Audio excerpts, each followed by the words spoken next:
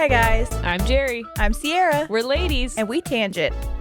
What's up, everyone? Hello. Okay, is this better? Are we better? Yes. We are in the new studio, but we ta-da. We tried to move the set as accurately and identically as humanly possible. And we do have Click Clack. Mosby is here with us. Don't worry, he's still going to be the mascot boy. He's such a good boy, the comfort dog. He is. He's like doing fabulous here. He is. Which makes me feel like I need to get him out more often because I think despite how young and sprightly he appears, he is an old man. He is 8 years old. 7? How many years have I been married? I'll be married 7 years this year. Yeah, maybe. And yeah, so he's going to be 8 this year. And I think he's just had enough of everyone's shit. Yeah, he's like a puppy and toddlers. Absolutely not. Get me out of here. Yeah. He's so calm here. Mm-hmm. He feels very calm. Yes. So yeah, it's still again a work in progress. So if you hear a little bit of echoing, we still have some like soundproofing to do. Mm-hmm. But the alternative would be not recording at all. So we're doing the best we can to give you what you need this week. We have like 2 rugs. We've got some curtains over here. We do still need to do curtains along the back. Mm-hmm. Shane was in the middle of doing those, and I thought he was done with them. And so when I put the curtains up and they fell, it was quite alarming. Do you guys remember?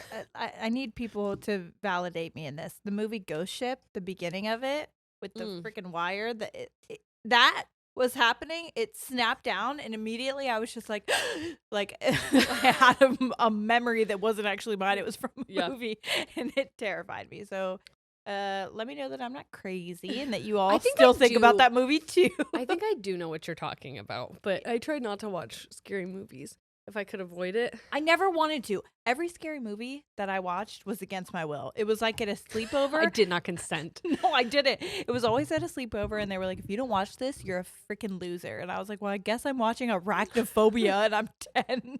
Like, that whatever. Sounds fun. I guess turn up it. I can't hear the balloon or whatever.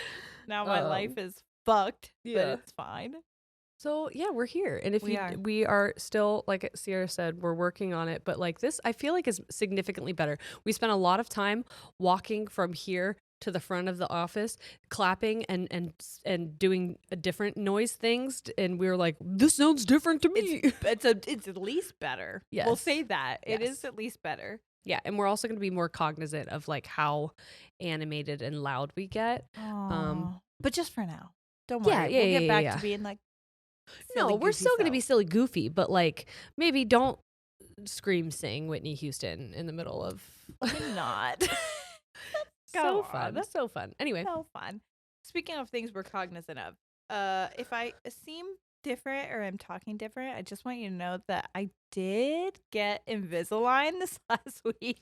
I've told her over and over again that like I keep forgetting because I cannot tell. I don't have my trays in right now, but even when I do, I feel like it's not like that big of a difference, but I do have like bumps. Anybody who has had Invisalign knows what I'm fucking talking about. You have like glue resin bumps on your teeth because it's like extra pressure on the tooth to like move it.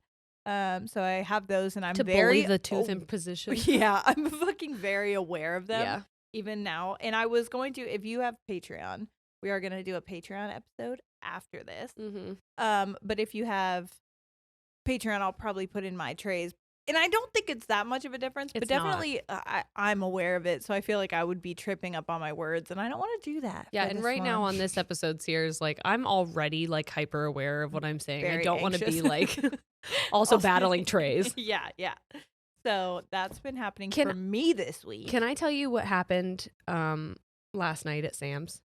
Oh, I kind of know, I think a little, but you do know a little, but I want to explain to you like what happened. Okay, please. First, before we start, I'm going to turn the heat off because I'm fucking sweating. Yeah, could you? She's dramatic. She is dramatic. And I love her. I do want to say that it's been very funny for people to say that our plants are going to do really well now above ground. These are fake plants. These ones are. We finally bought real ones because we have sunshine now. But like these. And I've been really into plants. I've been really into taking care of plants. I think I want to learn. Getting the hang of it. You are. I'm impressed. Shane and I for our wedding did a peace lily that we both dumped dirt in from our childhood homes. Oh. And that's interesting. You kill it?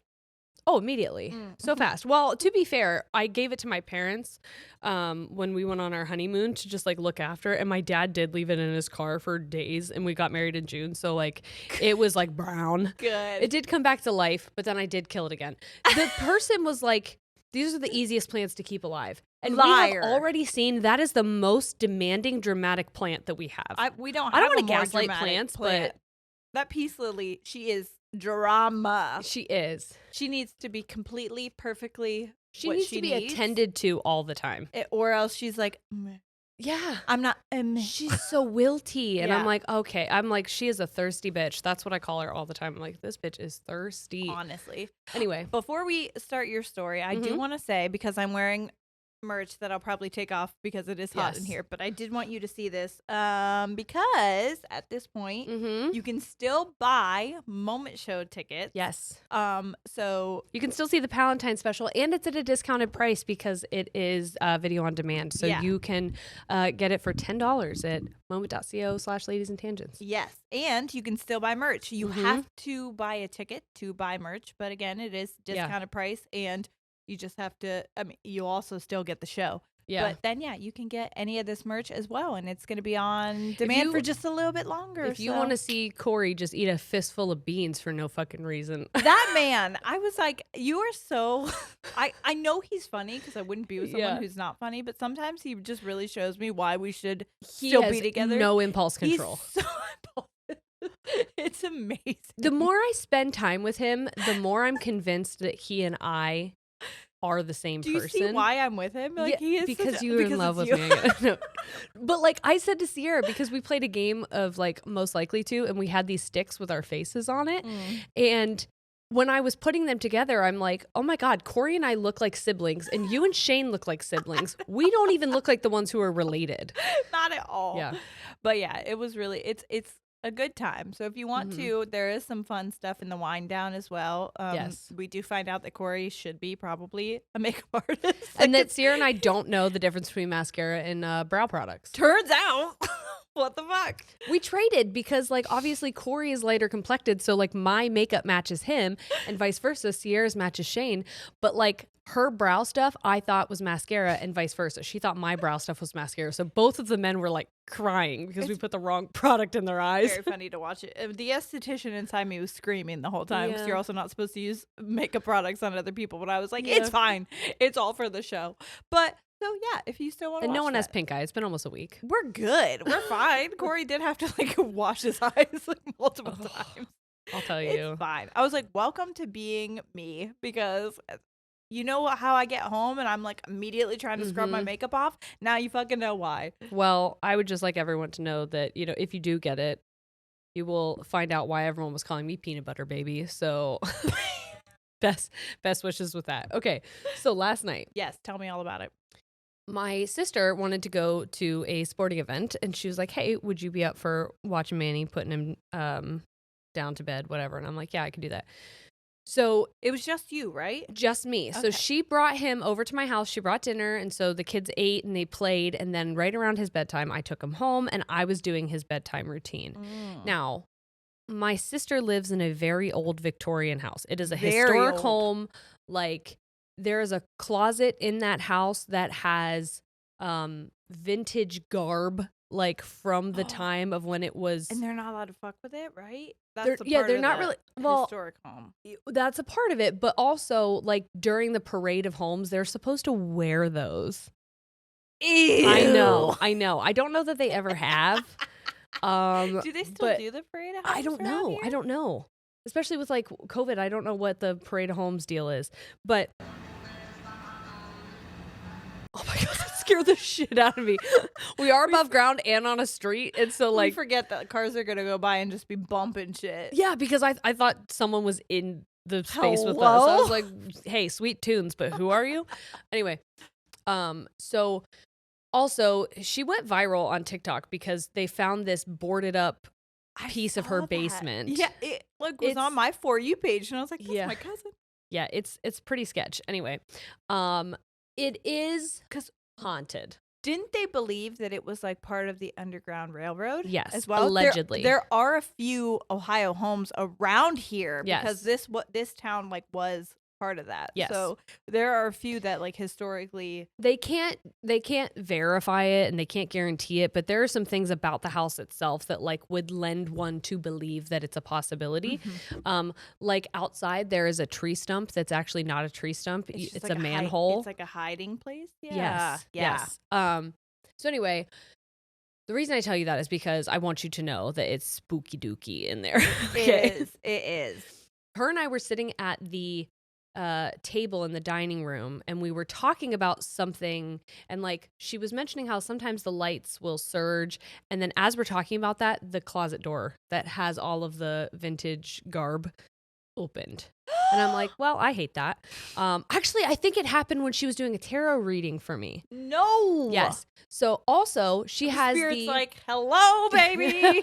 You know what? I'll just show myself. I'm coming out of the closet.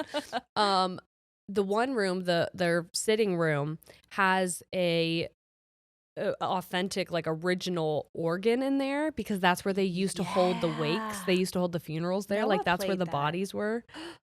Wait. Yes. Back in the day? Yes. They would just have your wake in the home? Yes. I hate that. Yes.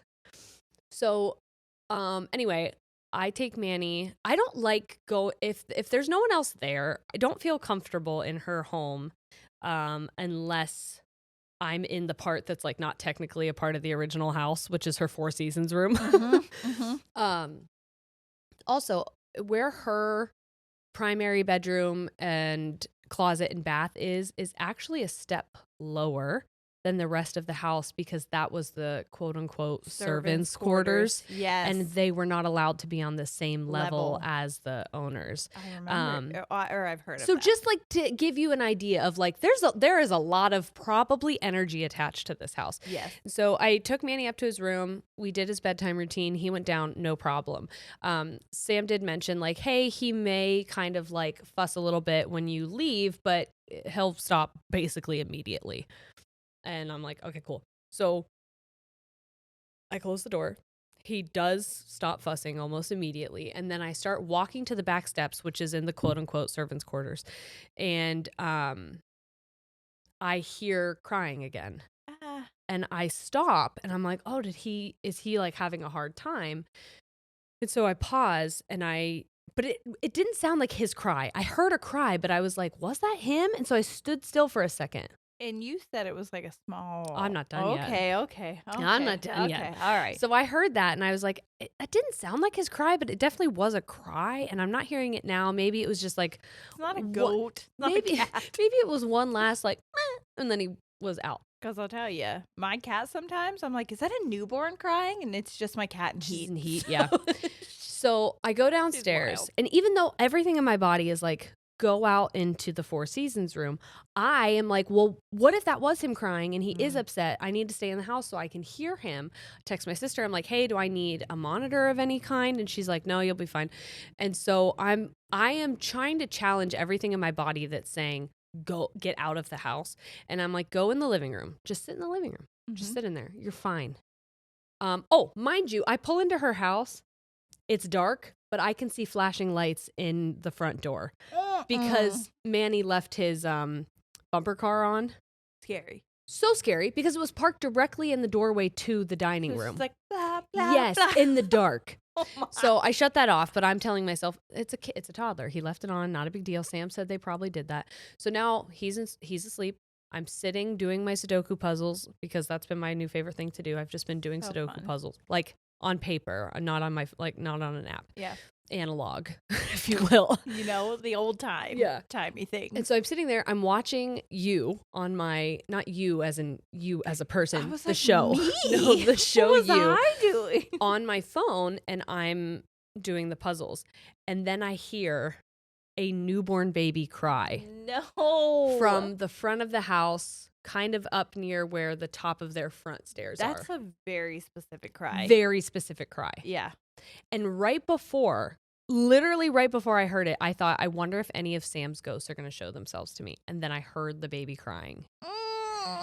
And yeah, So I decided after that I was good to go outside. Manny was probably fine. She checked one more time. He was sleeping. And I was like, this is your house, baby. I'll see you later. And they have radiators. And because it was like warm the other day, but then it got cold yesterday, the radiator was basically screaming at me and like knocking and hissing and being like, and I was like, I can't do this because I can't tell if that's a demon or the heat kicking on. I'm not gonna. Old houses freak me the fuck out. Like when people are like, you want to build? That's a lot. I'm like, I want to be the only person that's inhabited my house forever because I don't. Like, I'm fine with it. I've had a couple houses where there's been energy definitely inside the house, but like the one I'm in now doesn't. And when I tell you it's the most peace, I am at such peace in my home.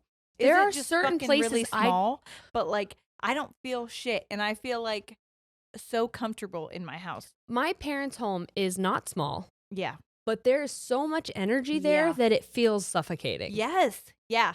I've been in homes like that, and I don't want to Yeah. No. Hard pass. So sorry, Sam. Sounds fun. Anyway, that was the most notable thing I had to tell. We've just been in the office all week. Do you know what we have done? Because we talked about it a little bit, but we didn't talk about it. What? Was Rihanna's birthday. Oh, yes. Just kidding, but the Super Bowl. I was going to say paint the bathroom, but I did paint the bathroom, but we can go to the Super Bowl. Oh, I was just going to say, fuck the sports show. So Rihanna is a fucking... I haven't stopped listening to her. I've played Rihanna playlists I'm so happy for her because I just saw that like it was incredible. She has like 650% more streams. She's got like a shit ton of more on her like Fenty Beauty and like just goddamn it.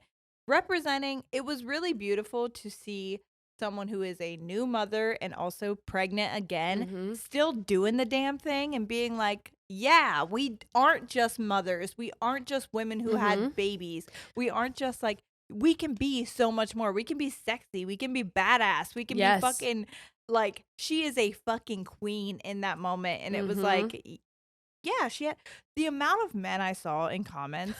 First of all, I mean, I could rant for days about the people who want to talk shit on any Super Bowl. I'm like, who the fuck are you? Hey, if you can't do it, be entertained. Yeah, like shut up, shut the fuck up. But like, you just at this point, you just want to be mad about something. That's what it seems like. And there are some people who will do it every single time, and it's like, I get it. It's not your genre of music, but shut up. Listen to you're miserable. Yeah, you're sad. Just say that. Like, it's easier if you just say that. Stop projecting it onto the Super Bowl performance. Literally. But it was just cool. Even if you didn't like her music, I thought it was so cool how like you could see her just like owning that shit. And the amount of men who were like, oh, I mean, I'm just saying I wouldn't let my baby mama be on a platform that I was like, hey, shut the fuck up. Shut up. Yeah. But let her be on a platform. Yeah. And she killed it. So I just wanted to shout that out because it was awesome as someone who's a new mom and an old mom to like see someone as a new mom. Moms and old and in the process. Yeah, dude, doing it and being like, I can still fucking rock this shit and you're going to love it. So, and I also would like to let everyone know that Daddy Rach had her baby. Speaking of new mommies. So if you are also a fan of Rachel from For Better and Worse podcast, she did just have baby Elsie. She is here with us. It's really rough on me and Jerry because we are both so set on not having any more kids, but it's like, uh-oh. I literally sent her a screenshot today and said, me every time I see Elsie, and it was, how much is it to reverse a vasectomy? So hard. I was 4 days late on my period, and I blame Elsie because I'm like, am I manifesting a pregnancy right now? No. I know that I don't want that again, but at the same time, like when I see her there and she's like so glowing and happy with her new baby, I'm like, I remember this. She's really in that postpartum bliss right now. Do I love that shit? I just know what comes after. I don't want that. You have to like tell yourself that. No, you're going to be fine, Rachel. You're going to be fine. Great. You're never going to experience anything negative ever in the world. Everything is bliss from here on out. So beautiful. But at the same time, I don't want to do that. For me, personally, it wasn't. Anyway, okay. Do you have more? That's it. That's all I got. All right. You guys ready for our topic? Yeah. You guys know what it is. You already saw the fucking title. It doesn't matter. I always forget. Surprise. Do you need more of the blanket? No, I'm okay. Because I was going to say you can Thank have you. some. Mosby left me, so. I know, he's on the floor. Oh, sweet. He's trying not to fall asleep. I think he feels like he's working. Yeah, he's like he's I on, have to. I'm on patrol. I'm on patrol. He keeps running to the door every time he sees like a shadow. Like, it's okay. Yeah. Good. Okay, so today our topic is going to be, we actually got a couple people who suggested this. Mm-hmm. So the last time we did a Patreon live, I saw it multiple times, and I was like, okay, you're right. I've seen it on comments. To do this. So we're going to talk about attachment theories. And then as soon as I said on Patreon that I was planning on doing it, I'm so sorry, I don't remember your name. I have it in my phone, but I don't have it on me. I got a Instagram message saying, my therapist had me take this quiz, and this is my whatever, if you want to take the quiz on attachment theories. And so then I took the quiz. I had you take the quiz, and I was like, let's fucking talk about it. Quite shocked by the answers, I'd say. Me too. Yeah, definitely. So that is what we will be talking about today. I also do want to say that me and Jerry did go to have some drinks, and that we're not trying to have a silly, goofy time, but at the same time, this is a little bit touchy. Not that we want to encourage or support self-medicating in any way, but at the same time, this is more of a difficult topic for us to talk about in a way. So like, well, and I said this at lunch. I said, you know, there are things that we want to talk about, we think it's important, and we normally will wait until it feels right, or we feel like we're in a good enough place to talk about it. But that doesn't mean that the place that is good enough to talk about it is still a healed, happy place. Yes. It's just we feel ready to handle the hard. Yeah. If that makes sense. Yeah, I think so. So that's what we're going to do. Yeah. I'm going to start off by telling you my sources. Okay. We have an article on psychcentral.com by Sandra Montijo and Sandra Silva Casabianca, which was medically reviewed by licensed clinical psychologist Jacqueline Johnson, and it was titled, Anxious in Relationships? You Can Change Attachment Styles. And then I have another PsychCentral.com article by Morgan Mandriata, medically reviewed by licensed clinical psychologist Lori Lawrence, called, Here's How to Identify Your Attachment Style. And then I have a menshealth.com article by Milan Polk called, What's Your Attachment Style? The Answer Could Save Your Relationship. And Wikipedia. And all of these will be listed in the show notes. We're going to link them in the show notes. Yep. Yes. Okay, ready? Along with the quiz that you can take to find out your own. Yes. So here's a question I have for everyone listening. And you. And anyone. Okay. Do you ever find yourself running into the same issues every time you're in a new relationship? Maybe you always find yourself putting distance between you and your partner, or you avoid long-term relationships altogether for fear of getting hurt. Or maybe you're always anxious for validation and you worry your partner doesn't love you as much as they say you do. Mm-hmm. If any of these traits sound familiar, it could have something to do with your attachment style. Which everyone has. Yes. Part of a theory about how different people feel secure in their relationships. Understanding attachment theory and how you fit into it might give you some helpful insights into your love life. So, number one, I would like to say, again, we're not psychologists. These are all just things from this. We're not experts on this in any way. This is your besties, your big sister, your internet aunt, finding some stuff and talking about our experience and understanding of it. Yes. And then, but I also want to say what we're going to tell you, I hope is in a way validating to you. But I also want everyone here to understand that validation is not an excuse. Mm-hmm. So I don't want you to say, oh, that's the way I am, because I did have an ex who would say, I'm this way because of this. And it's I just can't the way change. I am. Yeah. That's not that true. Can't be the way that is. Oh, that's so-and-so. That's just who they are. You just have to, that's who they are. No, you don't. Or is that hurting other people? Okay, then they don't have to be that way. Yes.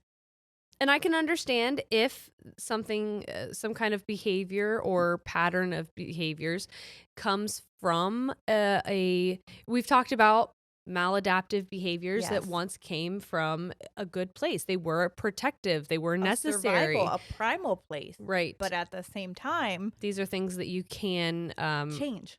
you have to recognize when has become negative. Yeah. And try to unlearn some things. That's 100%. all about just, again, the human experience. You're never going to be the same forever. But understanding is the first part. Yes. And so accepting. That's what we can, yes. Understanding, accepting, doing it. It's all one part. It's all the first part. It's it's one of the hardest parts, to be honest. Yeah. So, okay. Let's just talk a little bit about what attachment theory is. Now, this comes straight from Wikipedia, okay? Got it. Attachment theory is a psychological, evolutionary, and ethological theory concerning relationships between humans. The most important tenet is that young children need to develop a relationship with at least one primary caregiver for normal social and emotional development. And this theory was formulated by psychiatrist and psychoanalyst John Bowlby, which was like way back in the fucking, I want to say early 1900s. Okay. Within the attachment theory, infant behavior associated with attachment is primarily the seeking of proximity to an attachment figure in stressful situations. So this is all about infants who then, a lot of it depends on the age between like 6 months to like 2 years. Mm-hmm. So very much when infants decide, I want to go out and explore the world and learn new things, but they need a secure attachment figure to come back to. Right. And when I read What Happened to You, they spent a lot of time discussing how your attachment style really impacts a lot of your, I forget what the fucking word is, but basically how you perceive the world and whether or not you view things as a threat or not, whether or not you feel stable or feel like you can self-regulate. And the majority of that happens from infancy to 2. Yeah, it's like 6 months to 2 years old, which, by the way, I will say this now. I almost said it at lunch, but I wanted to save it. It is heartbreaking a little bit for me. I'm going to get emotional because I know that's when me and Noah's dad split up. And so he had to be separated from me or his dad for like a week at a time. So, like, I know he has anxiety issues. It's why he goes to a therapist. But, like, it's sad when I read this that I realized that, like, oh, that might have been because he was separated from me at an age where it was so, like, he didn't realize what the fuck was going on. Do I think that now it was probably a good thing? Yes, because he never remembers me and his dad being together, and I don't think it... It's easy to look back at that and be like, oh my gosh, this could have been a source, but what was the alternative? Right. You know what I mean? Right. And you won't know what the alternative would have also caused, and then you would have been like, oh my gosh, had I just created a new normal sooner? Yeah, you can't go with the coulda, shoulda, woulda, you know? Yeah. So I just wanted to say that in case anyone else was having that thought. I had the same fucking thought and like exactly what you said. All right. So during the latter part of this period, closer to the 2 years of age, children begin to use attachment figures as a secure base so they can explore and return back to them. But parental responses lead to the development of patterns of attachment, which lead to internal working models, which will guide the individual's feelings, thoughts, and expectations in their later relationships. Mm-hmm. So separation anxiety or grief following the loss of an attachment figure or an attachment figure who maybe doesn't know how to properly respond to a child, right, is considered to be a response. It like hinders this response for the infant. And then these behaviors may have evolved because they increase the probability of survival of the child. So the child, the entire reason this whole thing was supposed to be like that, it makes sense that it happened, was because children needed to be able to survive in the world, and they do that because they can fucking figure out this is my secure base. Yes, and I need to see how they react to me so I can know how the world will react to me, so I can learn how to adapt in this world. Right. There's a creator on TikTok, and I wish I had my phone to be able to tell you their name. But they've come up so many times on our For You page, and they're basically like almost dancing and doing some kind of interpretive arm motions and talking about their parenting style and how they basically, I actually used this one that they shared. They were talking about if their child was spitting on a friend. And as a toddler, like that is a very normal, age appropriate behavior, but like it's not socially appropriate and it's also not hygienic.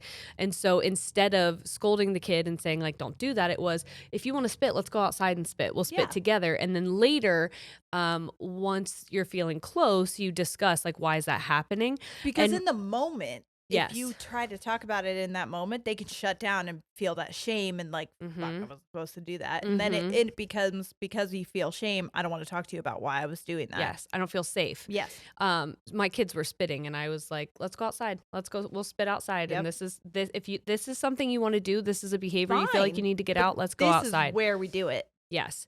So I tried it and it was actually kind of like empowering to reframe instead of like, you do what I say because you're the kid and I'm the adult and you're supposed to show me quote unquote respect. Right. Like that's just that. They don't understand the concept of respect because how the fuck would they know what that means? Right.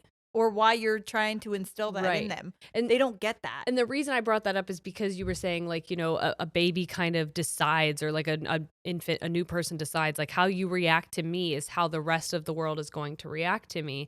And I want my kids to feel safe with me and to learn, but also not be afraid. Yeah. And I get to set the tone for the relationships that they'll have in the future. Because you know that then if they realize like, oh, if I mess up and this person doesn't fucking scream at me, that's not a normal behavior. Right. So then when I go out and try to find a romantic relationship and they do, that's a red flag. Yes. And I don't need to be around this person. Right. Easily shut it down right away. But if you are accustomed to someone making you feel shame when you make a mistake, then you'll feel like it's justified if a romantic partner does it, or if a boss does it, or if a friend does it. It's not them overreacting, it's I'm bad. Yes. I'm being bad in this moment. And that's an appropriate response because I'm a bad person. That's the message that's being reinforced. And I don't know if I've said this on here before, but my friend had mentioned it one time in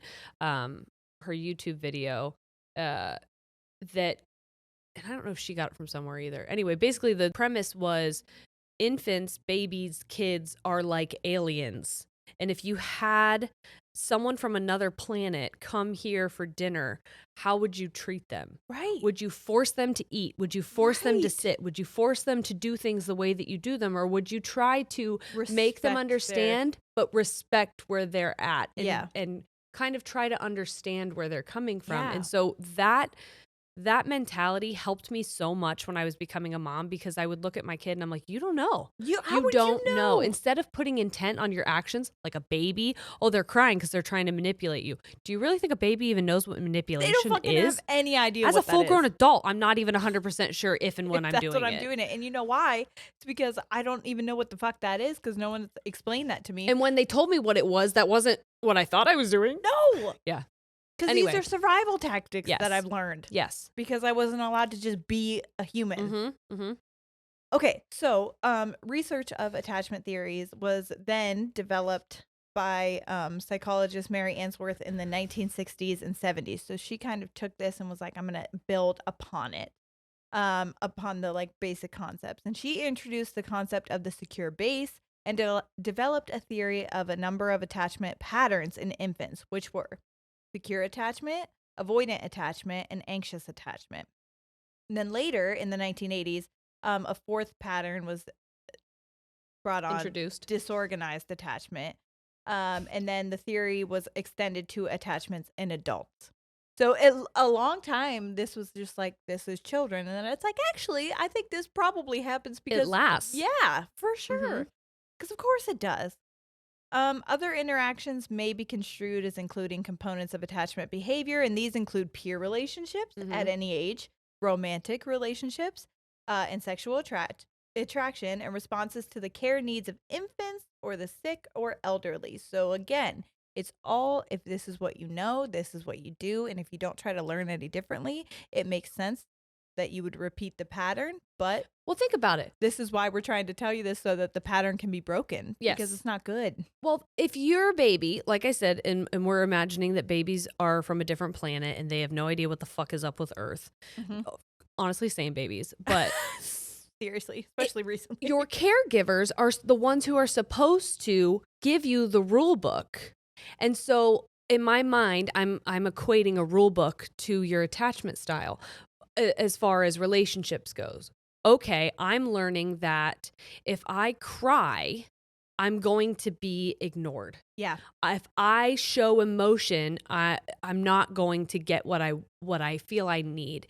If I have anger, then I'm going to be labeled something negative. So, okay, I'm learning. These are the rules. Don't do this if you want to be close or if you want to feel cared for. Don't do these things. And so when you get older, all you've done throughout your infancy and childhood and adolescence is collect these rules. Learn to adapt. And you try to apply those to other relationships with people. But guess what? They have their own rule book. Yeah. And it's a separate one. And I think what you're getting like, at... Wait a minute. Yeah, I think what you're getting at is like, when you're older and you can see, okay, my playbook looks completely fucking different than yours. You have to actively choose to continue following yours. Or to learn to adapt. And it's okay to question it, but I do understand that it's hard because guess who helped you make that? Do you know what is one of the most empowering things I've done as an adult human who has children now that I've seen in Noah and that I love? Because as a child, I remember a lot. If I was a child that questioned a lot of shit. I wanted to know things. And I remember this specifically in regards to religion. And I was always met with like defense and like anger and asking questions, or people just being like, because I said, don't fucking ask. And it wasn't like because they said, got it, put it in the book. And like one of my favorite things that I do when Noah like questions me on stuff that honestly I don't know the answer to is I just say, you know what? I actually don't know.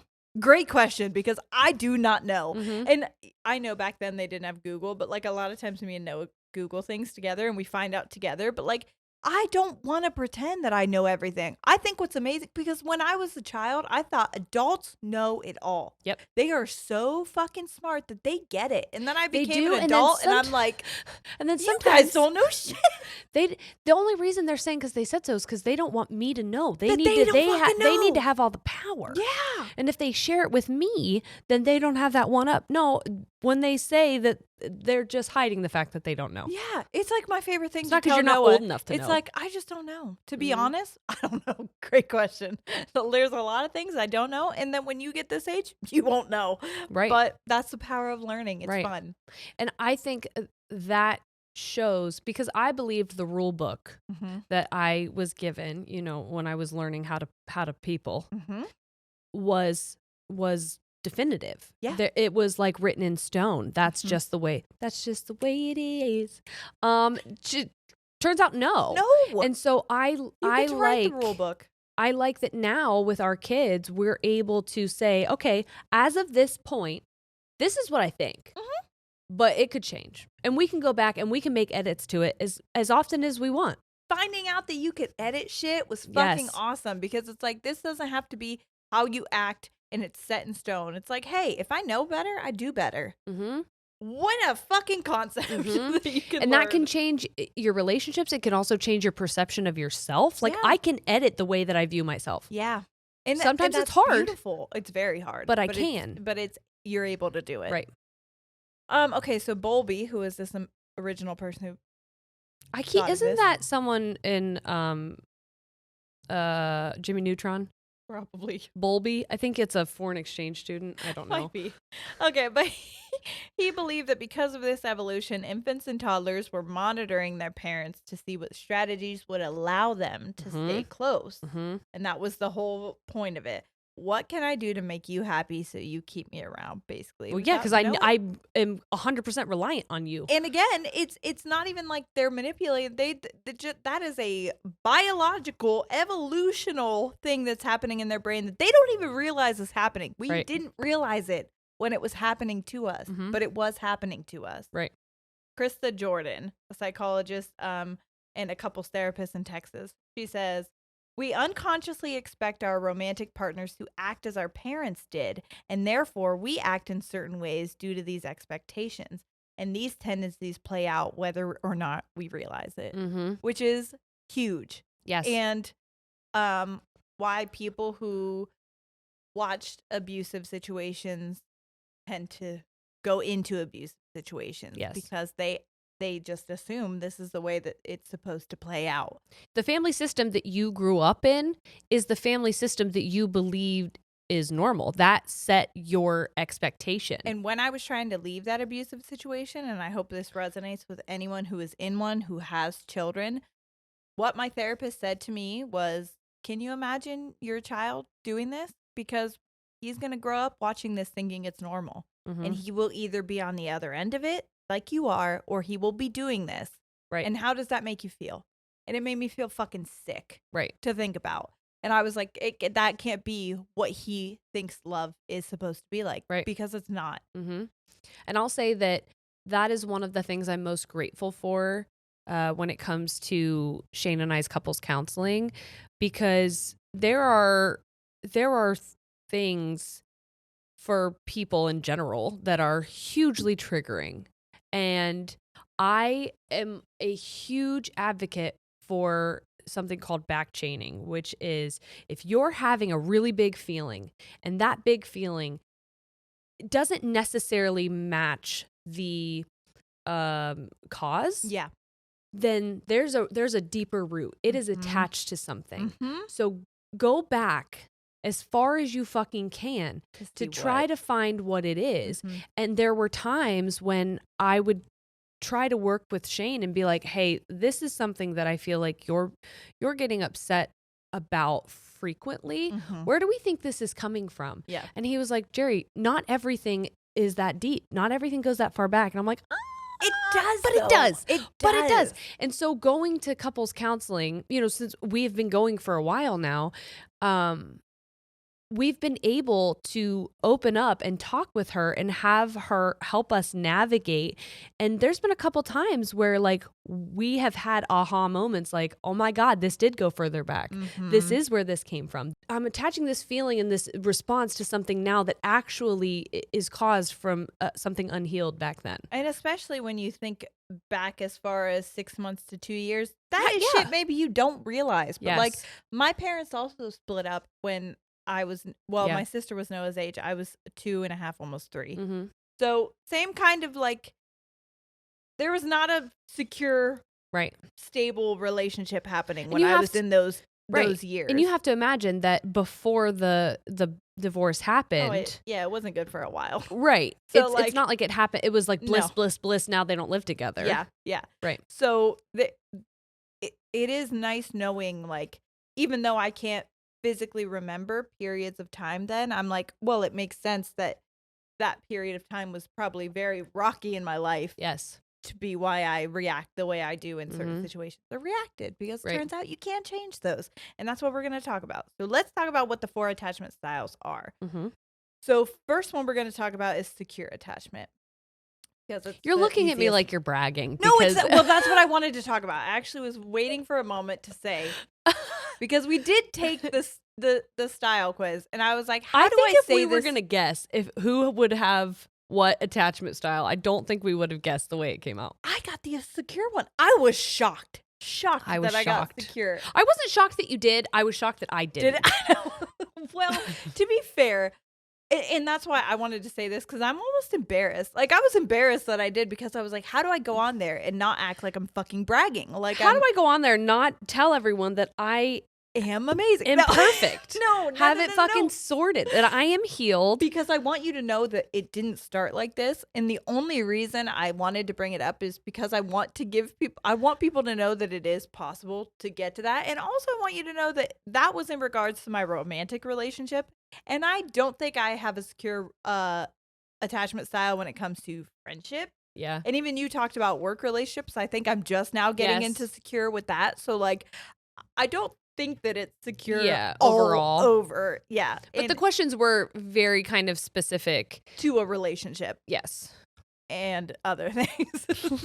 So we'll talk about secure first, because it's boring. I'm just kidding. It is like what you're supposed to. Honestly, I'm so happy. Yeah. That I feel like that is the goal, not just because I like don't think it I is would be getting married if it wasn't. Well, yeah. You know what I mean? And I don't think like that it's quote unquote like there is a best, but like it is the healthiest, and that means that you are the healthiest in your relationship. And like the that version. Yeah, and that is beautiful and amazing and everything I've ever wanted for you. Thank you. And I am jealous. I'm sorry.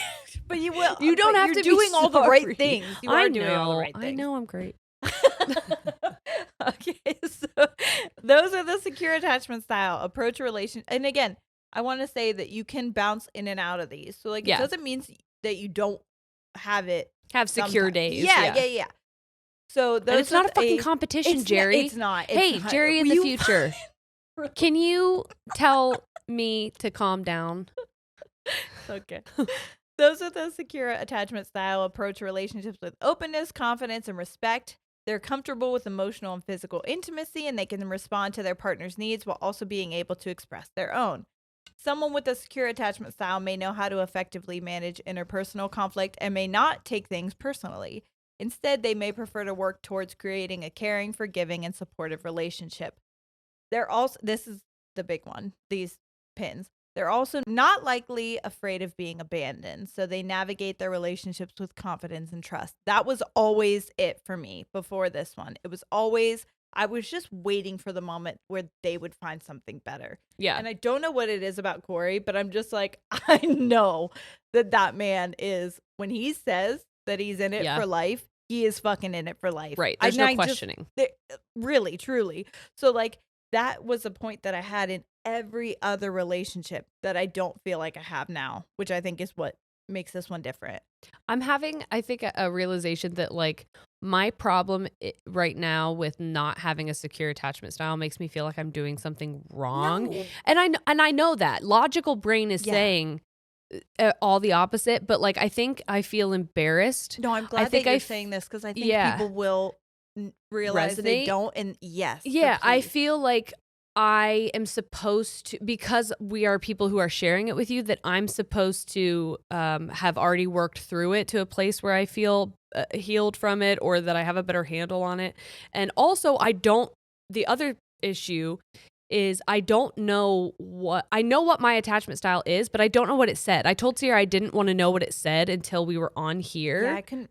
Yeah. And so there's a little bit of me that is fearful of embarrassment of like exposing myself, but at the same time, say what yours is unless you want to. No, I do want to, but I know that fear is coming from a controlling place, which is I'm assuming a part of my attachment style. Yeah, and trying to strive for perfection. Yeah, because if you're not perfect, then you're bad, which is not the case. It just means you're a work in progress, and that's fine. And again, I am not secure in every relationship. I have friends that I have not talked to in fucking years. Why do you think that is? Right. It's not because I have a secure attachment with them or we would be hanging out more often. Yeah. It's because I have Avoidant, and we'll talk about that next. Okay. So ultimately, this is secure again. Ultimately, you felt safe, understood, comforted, and valued during your early interactions. So these are people who grew up and then had a secure attachment, which I want to say I did not. So... But I will tell you at the end, if you are like, oh, I can't resonate with this, it doesn't mean that you won't ever have one. You can change it for yourself. So we'll give you those tools to try to. Ultimately, the work is your own to do, but there are tools to help you. Okay, and then it says your caregivers were probably emotionally available and aware of their own emotions and behaviors. That's a fucking tough thing. That's tough. That is not the norm. I will say that right now. And maybe people will say you're wrong, but I don't think I am. I would say for a child of a boomer. Yeah. Or even like a child of a Gen Xer. I don't think that is the norm 100%. whatsoever. No. They were going off what was done to them. Yes. Which was not healthy. Yes. Mental health was viewed as a flaw. Yeah, and also like we're only gonna do something if it's to the point where you can't. Like we need to send you somewhere. Yeah, and also we're probably gonna like drill a hole in your brain or something. In which case, like I think it would make sense for again an unhealthy survival technique to be like, suppress that. Don't show anyone that. Don't let anyone know that because you could get hurt. Conceal. Or don't feel. Yes. Don't let it show. Elsa. Yeah, our ancestors be shooting ice out their hands. Truly. Honestly, they did have ice hearts. Listen, that movie made me like, I was like, there are deeper messages in here, motherfucker, that I am realizing. Sure are. Apply to me. Yeah. Okay. So signs of a secure attachment style include ability to regulate your emotions, easily trusting others, effective communication, ability to seek emotional support, comfortable being alone, comfortable in close relationships, ability to self-reflect in partnerships, being easy to connect with, ability to manage conflict well, high self-esteem, ability to be emotionally available. See, that's why I'm shocked that I don't have a secure attachment style because I feel like I check a lot of those boxes. Right. But alone or okay, you can cut that if you want. Okay. No. I won't. But you know what I mean? I think that's where I'm confused. Because I was confused that I did, but I do feel that way with Corey. But alone, sometimes I don't. Alone, yes. Yeah. I think, okay. I think being secure is one thing and having a secure attachment style is different. Okay. All right, I'm with it. With it. They trust their partner's intuition, and jealousy is often not an issue for them. So when I tell people that I'm not, like, I talked about it last week with Corey's ex, and we saw her. I've told him before, if she was out at a bar and she was very drunk and you were a sober person and she came to you because she knew you and was like, I need you to take me home. Can you take me home? And he was like, yeah. And he took her and texted me, I'm taking, I won't say her name, home. She was very drunk at the bar. In every other relationship I've ever been in, yikes, I would be holy fucking shit, like furious. With him, I would be mad if he said no because I'd be like, she needs a ride. Can you get her home? You've said that to me so many times, and not even just about his ex. You've said it about, you said I would trust him to take any person home.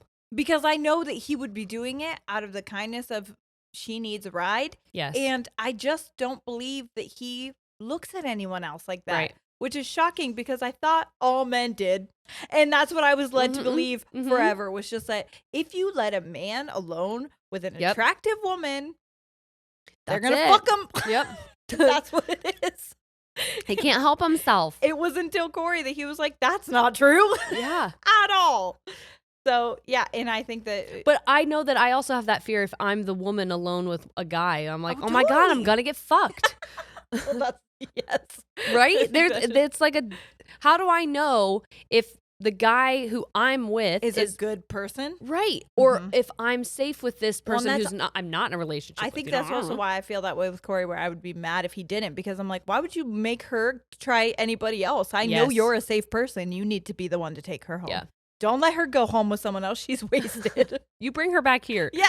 She can sleep on our couch. I will tuck her in so gently. I'm going to make her some tea. I will. Okay, so next we're going to talk about avoidant attachment. Now, do I feel like I also have like the disorganized? Yes, but I also feel like I'm very, very big in avoidant attachment. This was me. This is me in almost every other relationship.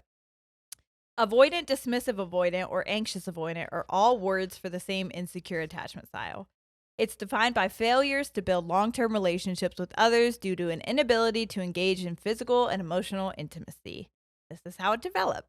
In childhood, you may have had strict or emotionally distant and absent caregivers. Your caregivers may have left you to fend for yourself, expected you to be independent, reprimanded you for depending on them, or rejected you when expressing your needs or emotions. Oh, also being slow to respond to your basic needs. So some avoidant producing parents are outright neglectful, but others are simply busy, slightly disinterested, or more concerned. Slightly disinterested? That's honestly, I know. Like, that's a bit. But think about it, because there's just so much, especially I think this happened a lot with the switch from boomers to Gen X parents. There was a huge increase in divorce that we saw, which was good because it was people getting out of abusive or toxic relationships, and that was good. But at the same time, then you saw people who were single parents, and there was not shared custody the way it is now. Right. Courts were really like, this is a mom's job. Yep. This is a mom's job. Literally. So whenever then the moms had to do it all, they were kind of like, hey, can I get 5 fucking minutes to watch something or to just chill out? Well, I'd also like, I have a theory, and maybe someone else has actually done work on this theory where instead of me, I just think about it a lot. I have this theory that boomer parents were very emotionally distant and neglectful, and they were very controlling, as in, do as I say. Children are meant to be seen, not heard.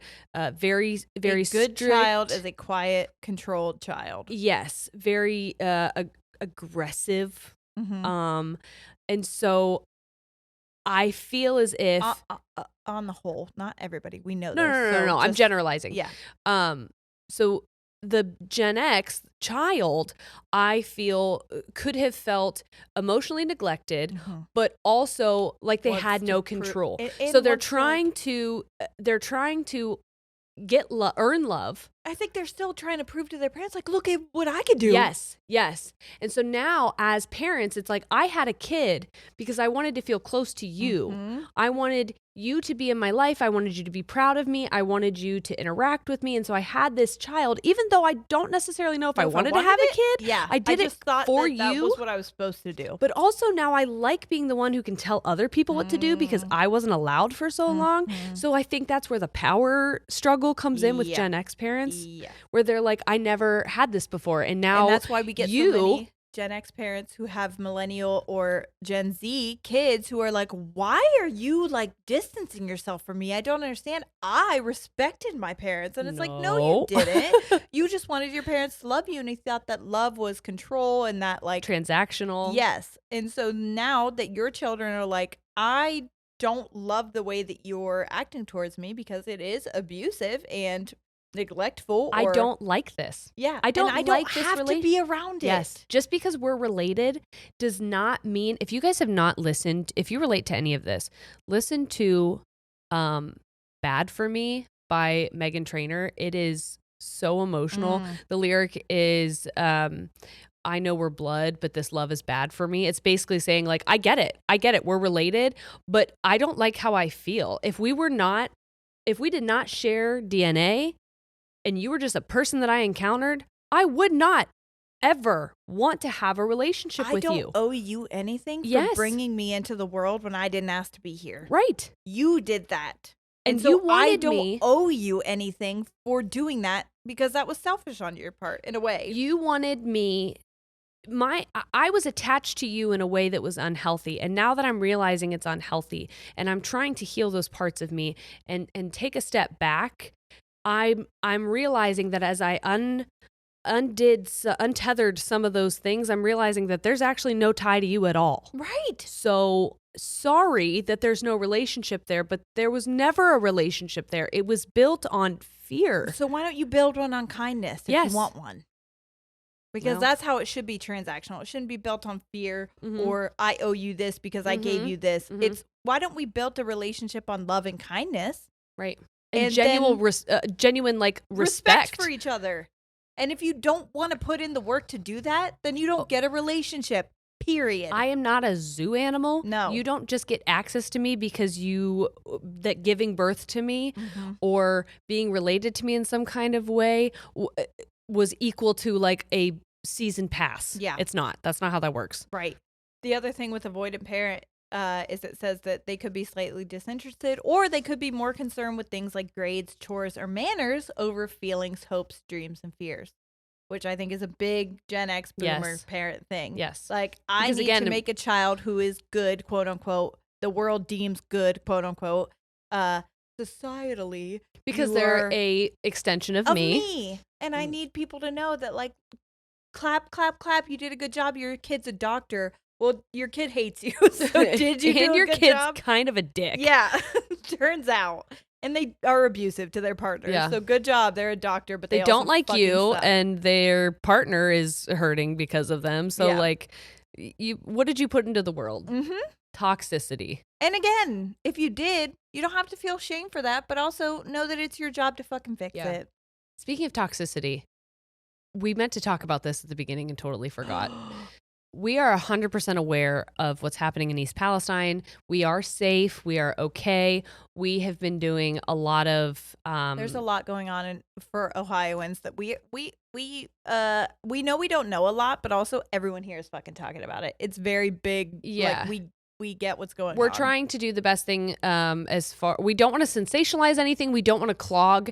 We don't want to throw conspiracy theories into the air. They're not helpful right now because everyone's scared, and that's just perpetuating fear and making it bigger. So we don't want to clog any kind of media sharing or information sharing platform with misinformation. Mm-hmm. So we're just kind of like saying nothing and just kind of trying to figure out what's best for us to do, because we don't want to then like report back to you and be like, I heard and now someone was like, shared 100,000 people. Can you blow this whole thing open? We're not reporters, babe. That's not what we do. We can't. That can't be that, because we don't know. No. And reporters are literally getting arrested for trying to figure it out, and we don't know why. And I don't want to know why right now. Like, that's not my job. Yeah, it's also enough for us to just have to keep our families safe and like, and they are. We are. Everyone's okay. We're also two people who have a lot of anxiety and hyper focusing on something that could potentially, I don't know, we could go down a rabbit hole of something that's not even true, but freak ourselves the fuck out. Which we have. So, and by we, I mean this girl right here. So, anyway, we just wanted to mention that so that people don't feel that they need to ask. We are okay. And we do appreciate everyone for asking. We just, there's a point where it's like less about, I'm curious, and now I think that people, not you guys, but like the world has moved on to like, ooh, conspiracy theories that are fun, and it's like, but there are real people here that are affected by those, so maybe let's stop sharing those, because they're not, because that's just again clogging, fueling fear, and clogging from actual information that could be put out that's real. Right. Okay. So signs of the anxious avoidant attachment. Because as a result of your parents doing those things, children may learn to adopt a strong sense of independence, so they don't have to rely on anyone else for care or support. Wow, Sierra, are you hearing this? Does it sound familiar? Okay. So this is something that these are signs. Persistently avoiding emotional or physical intimacy. Was I avoidant? No, you were disorganized. No, I think I was disorganized and avoidant. Disorganized is anxious and avoidant together. So you were avoidant, but it's the two of them together. Got it. Amazing. Love that for me. Sorry. Which I think I also, because I was like, I'm relating to a lot of this. I was also that at one point, but I think now I'm this one still. Feel a strong sense of independence. Are uncomfortable expressing your feelings. Are dismissive of others. Have a hard time trusting people. Feel threatened by anyone who tries to get close to you. Spends more time alone than interacting with others. Believes you don't need others in your life. And commitment issues. Again, this is me. But back in the day, I was disorganized with all my other romantic relationships. Yeah. Just now, my non-romantic relationships are avoidant. That's why I'm alone a lot. So this is how that manifests in relationships. Adults with this attachment style may tend to navigate relationships at an arm's length. The need for emotional intimacy is simply lacking in this type of relationship. So they're not able to reach any depth. Very surface level. It's very, this is where your friends with benefits situations are going to come in. I'm going to treat you like a partner, but I'm not going to put the label on it because I still want my own independence. And I want to be able to break away from you at any point so I don't get hurt. Because that's the whole base of this one is I don't want to get hurt. And if I attach myself to you and you decide to leave, then I'm the one that's hurt. Right. And I want to be the one to hurt. And it's not healthy. I also want to point out that there could be people who are listening to this now who could hear something like that and label their partner and be like, hey, I think that you are avoiding me because you're afraid that I'm going to be XYZ. Before you do that, one, not your job. No. Two, maybe ask yourself, am I doing anything that would make this person feel like they need to activate? Oh my God, we're going to get into an anxious attachment style later. And if those people are, they could be this type of person. So yes, because these two tend to clash a lot. Okay. Okay, but this is the end of avoidant. So while they allow romantic partners to engage with them, they avoid getting emotionally close. A partner may feel as if they can never get inside and will inevitably be stonewalled or dismissed when the partner feels it's too serious. So then you get the anxious attachment style, which is also known as anxious ambivalent or anxious preoccupied. And this is characterized by fear of rejection, fear of abandonment, depending on a partner for validation and emotional regulation, and codependent tendencies. So this is how it develops. This attachment style stems from inconsistent parenting that isn't attuned to a child's needs. These children have difficulty understanding their caregivers and have no security for what to expect from them moving forward. They're confused within their parental relationships and they feel unstable. Children with this attachment style experience very high distress when their caregivers leave. Sometimes the parents will be supportive and responsive to the children's needs, while at other times they will not be attuned to their children. Hello? Sorry, I don't know what the fuck that was. If you have an anxious attachment style, your parents may have also, 1, alternated between being overly coddling and detached or indifferent. Been easily overwhelmed, which again is big in like the separated parents, single parent, place, whatever the fuck. What am I trying? Homes. Been sometimes attentive and then push you away. Made you feel responsible for how they felt. Therefore, these children often grow up thinking they are supposed to take care of other people's feelings and often become codependent. Mm-hmm. Signs that you may have an anxious attachment style include clingy tendencies, highly sensitive to criticism, real or perceived. So it could be criticism that's not even there. It's just in your head. I think if you have a partner who has this attachment style and you're assuming it or it's confirmed based on how they respond to quote unquote criticism or feedback, I have found that it is helpful to say, what did you hear me say? Yeah. Well, I know I said this and I'm seeing that your body language hear that? is different. What are you hearing me say? I've done this with my sisters. I did this with you whenever we had our serious conversation. Yeah. And I asked you a question. Me and my avoidant, when we were having any kind of conflict, I immediately shut down. Well, I asked you a question and you said, I'm not going to explain my worth to you. And I was like, I didn't ask you to explain your worth. I asked you a question because I just don't know the answer. Yeah. But what you heard was something different. I need you to explain why you matter, basically. And I'm like, that is not what I said, but I knew because why I would have assumed that. Yes.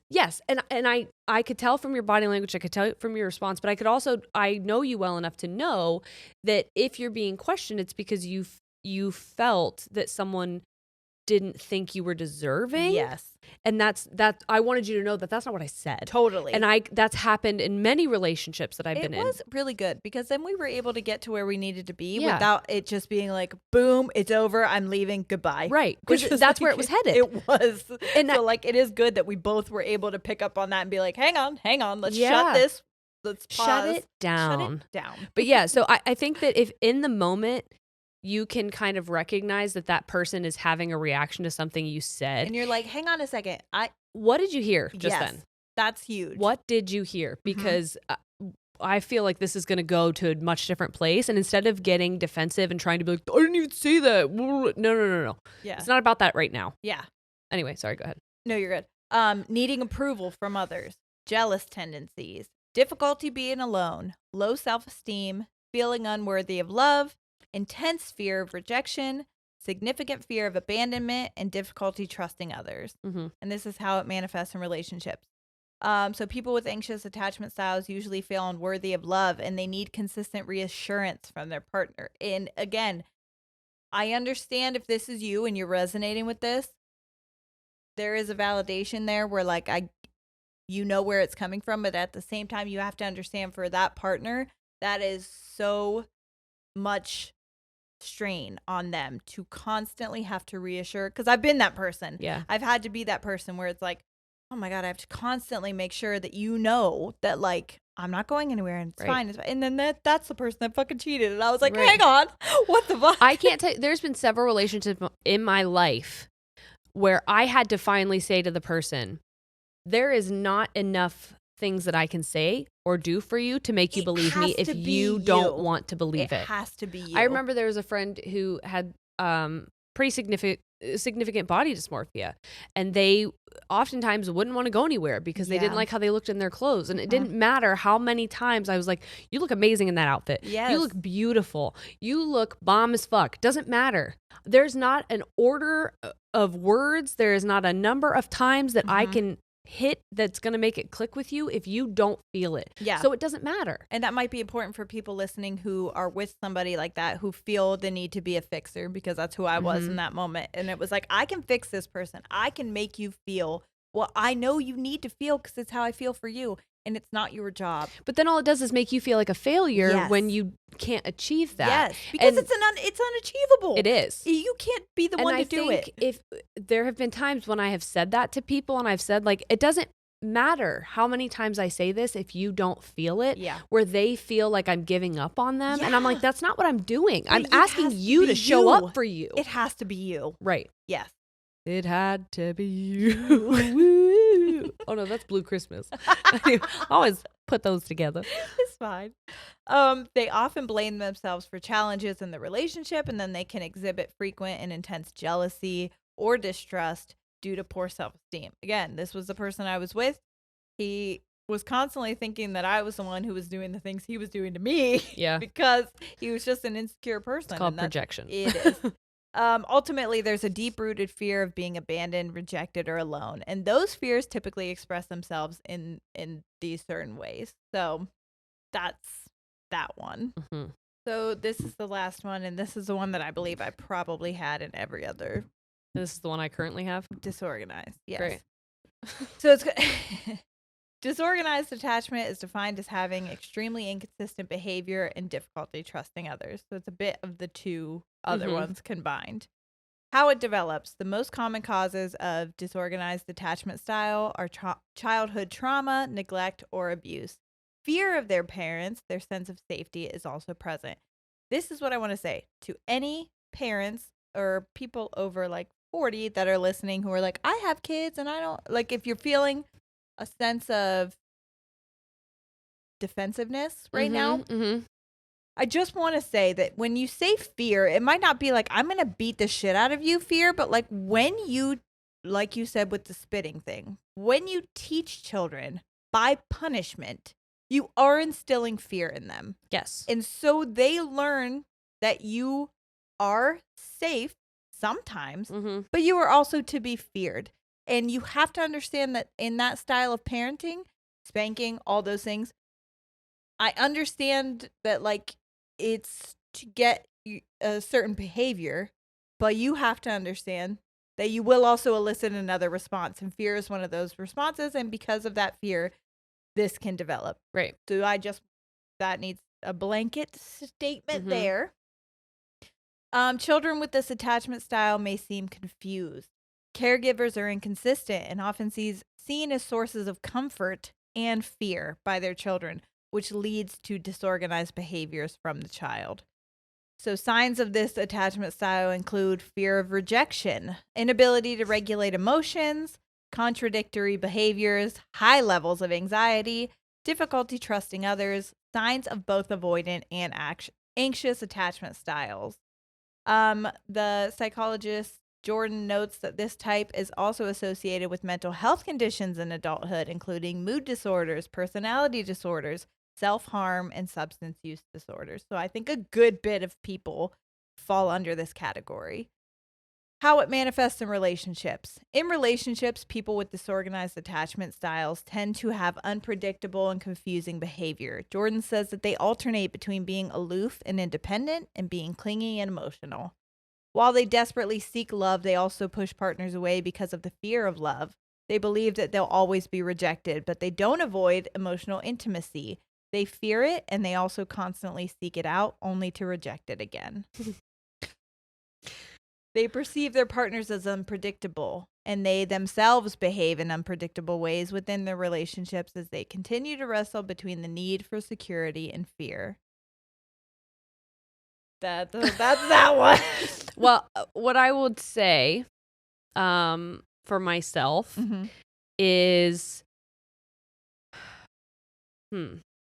Here's the thing. For a very long time, I have been very calculated and fearful in the way that I approach talking about certain things.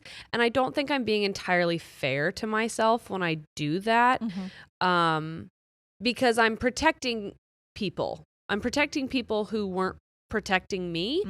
And there's a fear.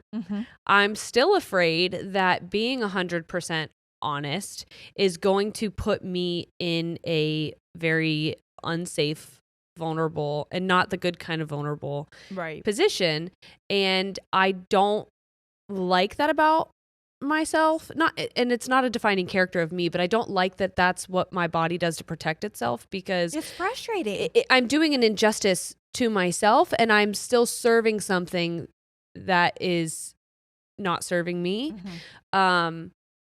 So I can say that I resonate a lot with that. And for anyone else who resonates with that, when I hear going back and forth, I really did. Like, this was it not like that was me? Yeah. With everybody else that I was with. When I hear it saying like it's unpredictable and going back and forth, it makes me feel as almost like it's happening, like constantly, and like almost how they portray bipolar disorder in like media, where it's like love you, hate you, love you, hate you. Yeah. Like it's an exaggerated form of it.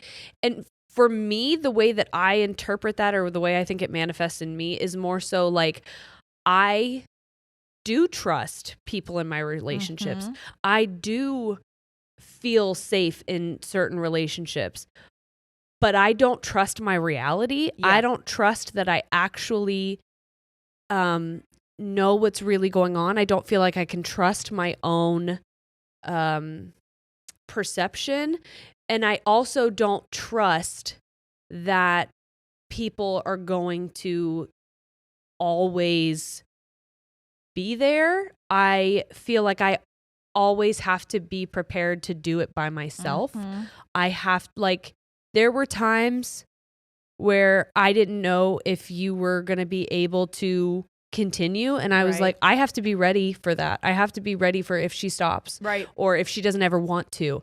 I have to be ready. There's been many people in my life, and this is when I talked about how if you have one person in your life who is a narcissistic abuser, you are more likely to have another relationship with narcissistic abusers, just because it's just a normal relationship for you. You don't necessarily notice the red flags. Right.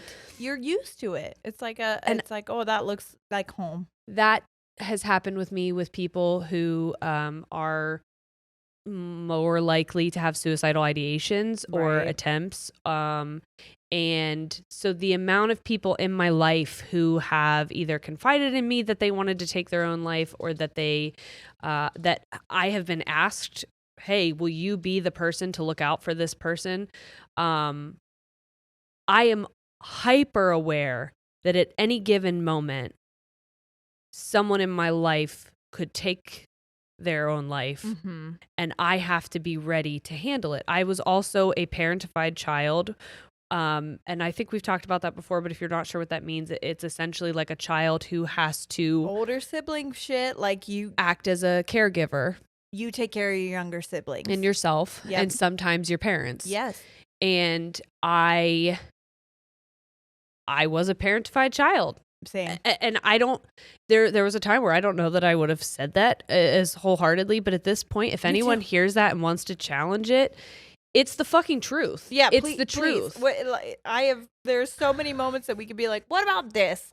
Right. Like, that shouldn't have been my responsibility to take care of. And like we've said, a lot of these attachment styles are created in childhood. And so when you learn as a kid that you can't rely on your caregivers, and you have to look out for people who are smaller than you, or you have to look out for yourself, or you have to be hyper aware of their mood or their relationship, whoever they're with, when you have to be aware of those things all the time and kind of predicting what's safe, you learn not to trust everything. You learn to be hypervigilant and just aware of everything all the time in order to protect yourself and to protect anyone else around you. Yeah. And it's exhausting. It's Mosby.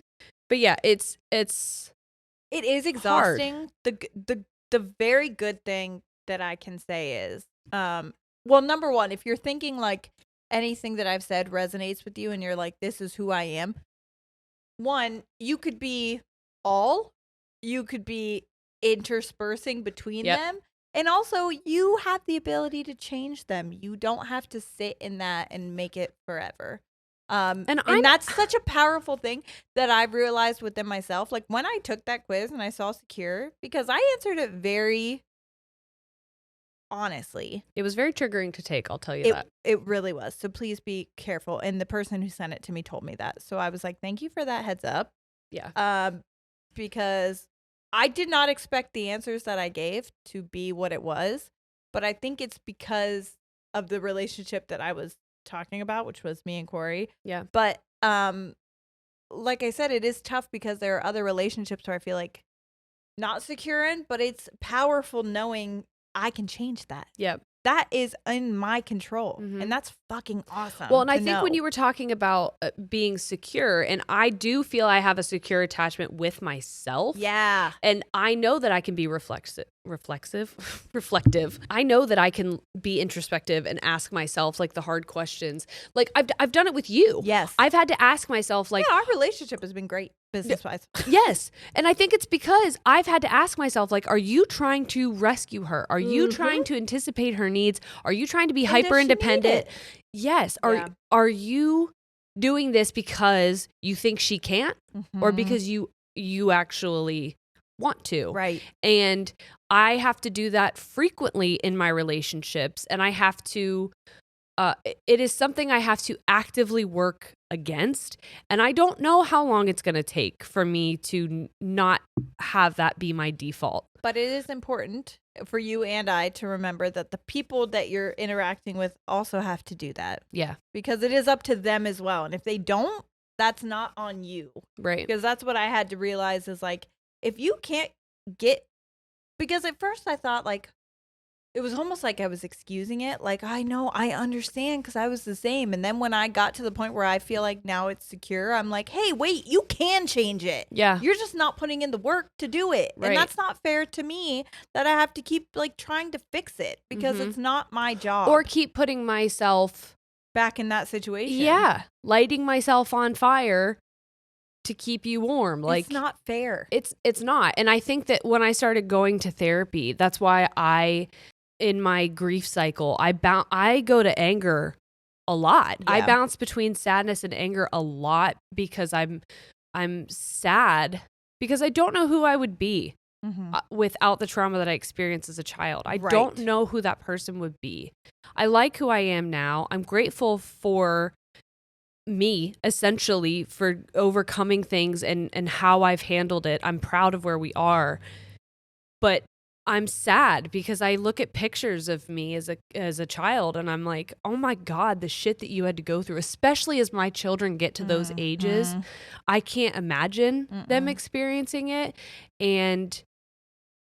But then that's when I moved to anger. And I'm like, how could you let that fucking happen? How could the people in my life watch that happen and be okay with it? And I know a lot of times it's because they didn't know any better. I know it's because it was what they experienced. But also now you do. But I'm also allowed to be mad. Yeah. I'm also allowed to experience the cycle of grief. And I'm also allowed to set a boundary and be like, you know what? I don't feel like I'm in a place where I can have a healthy relationship with people because I'm so upset. I'm so angry and I'm working through that. But I also know that on the other side of it, nothing's changing. There are not things being done to make sure that the toxic cycles that led me here are any different. Especially when you know how much work you're putting in to change it. And you're like, God damn, I'm doing all this shit. Could you put a little bit in as well? Because like, I know it's not easy, but I'm doing it. Right. And other people, it's not just for you. Like, if you were like, I don't give a fuck because fuck my life, it's like fine, but also your life is affecting other people's lives. Yes. So could you try just a little? I said this to my dad the other day. I was like, I think of it like Domino's, and I think I've talked about this on here, not the pizza. But that's also delicious. Again, I do think I've said almost that exact thing on here. But if I zoom out and I see my life as like a domino effect kind of thing, I want to make sure that when I engage with someone else and I knock my domino into their domino and they knock into someone else, that it's for a positive reason. Yeah. That the ripple effect that I cause in people's lives is for the better. Yes. And if it's not, that I do what I need to do to rectify that and also make sure moving forward that it's not something that is a repetitive thing. Because at that point, you're just a fucking bulldozer. Yes. And you're wrecking shit down. And you don't care because you're getting to where you need to go. And you don't care that you're running over other things. Right. Or you expect other people to just get out of your way. No. Yeah. So here's the good thing. You can change these. And here's how you can transition. Again, I will give you some tools. This is ultimately your work you have to do. If you believe you have an insecure attachment style, here's how you can change it. So sometimes this does happen naturally. And I think that's kind of what happened for me a little bit. I was also in therapy at the time, so I think it helped. But like engaging in a relationship with someone who already has a secure style can help you become more secure in return. The way that Corey immediately trusted me, no questions asked, and didn't feel jealousy towards me made me want to be a better like person and give him that in return. Yeah, because I've said before that this is the first monogamous relationship I've ever seen her in. I think that was also why. I was just like, I don't want to cheat on you because you trust me so fucking much. Yeah. Like, it was shocking. Without you having to prove it. No, he's never tried to go through my phone. He's never questioned where if he questions where I'm at, it's just so I can come home and hang out with him. Like, yeah. If it's too long, he is not a jealous person.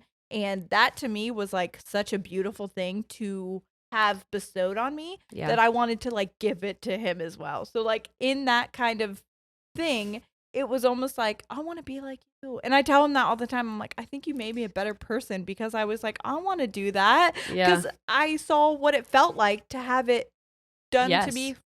I thought I had to earn that. Mm-hmm. For a very long time, I thought I had to earn the way that he loved me. Right. By doing certain things, and that I wasn't worthy of it. If it didn't happen to me, I didn't earn it well enough. And so when he just gave it to me without having to earn it, it was such a beautiful, like, oh my God, I don't have to earn that. That's just the way it's supposed to be. Right. Also, aging may play a factor. So I think the older you get, it is tough in your teens and early 20s. Boy, is it fucking tough. Your brain is not fully developed. Yeah. And you're trying to unlearn a lot of things that you've had to go through. And a lot of times you may not even know. Yeah. It took me until I was 29 years old before I realized that. I remember someone telling me, hey, I think maybe methinks there was some trauma when you were growing up. And I was like, what the fuck are you talking about? We're like Absolutely offended. not. And when I first went to therapy, I was like, oh my God. Yeah.